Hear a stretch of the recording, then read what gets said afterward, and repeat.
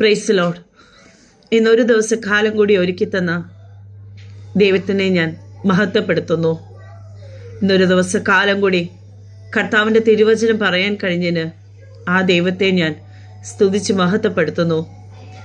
ഇന്ന് ഈ തിരുവചനം കൊണ്ട് നിങ്ങളെല്ലാവരും അനുഗ്രഹിക്കപ്പെടുവാനും നിങ്ങളുടെ എല്ലാ വിഷമങ്ങളും സങ്കടങ്ങളും ഈ തിരുവചനത്തോടു കൂടെ ചേർത്ത് കൊള്ളുവാനും അനുഗ്രഹം പ്രാപിക്കാനും ഞാൻ ദൈവത്തോട് ഞാൻ പ്രാർത്ഥിക്കുന്നു.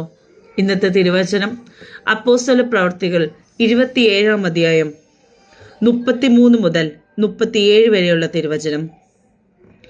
നേരം വെളുക്കാറായപ്പോൾ പൗലോസ് എല്ലാവരോടും ഭക്ഷണം കഴിക്കേണ്ടതിന് അപേക്ഷിച്ചു.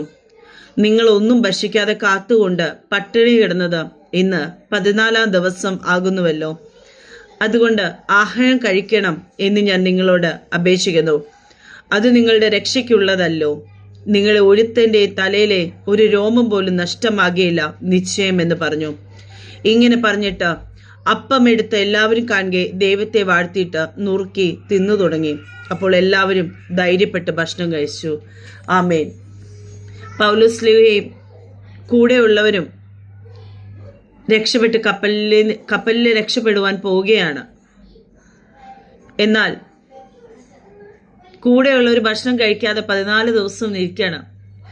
പൗലോസ് പറയുകയാണ്, നിങ്ങൾ ഭക്ഷണം കഴിച്ചോളൂ, നമ്മുടെ തലയിൽ ഒരു രോമം പോലും പോവുകയില്ല. കാരണം നമ്മുടെ കൂടെയുള്ളത് നമ്മുടെ കർത്താവാണ്. എത്ര കോൺഫിഡൻ്റ് ആയിട്ടാണ് പൗലോസ് ഇത് പറയുന്നത്. കർത്താവിൽ വിശ്വസിക്കുന്നവർ അങ്ങനെ തന്നെയാണ്. ഏത് വിഷമഘട്ടത്തിലും ഏത് പ്രതിസന്ധി ഘട്ടത്തിലും അത്രയും കോൺഫിഡൻ്റ് ആയിട്ട് നമുക്കത് പറയാൻ കഴിയും. കാരണം നമ്മുടെ കൂടെയുള്ളത് സ്വർഗത്തിലെ അപ്പനാണ്. അതുകൊണ്ട് തന്നെ നമുക്ക് പേടിക്കേണ്ട ആവശ്യകതയില്ല.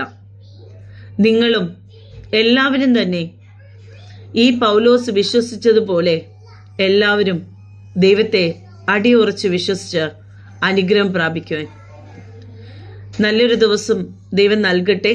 എല്ലാ മഹത്വം ഈശോയ്ക്ക്. നന്ദി.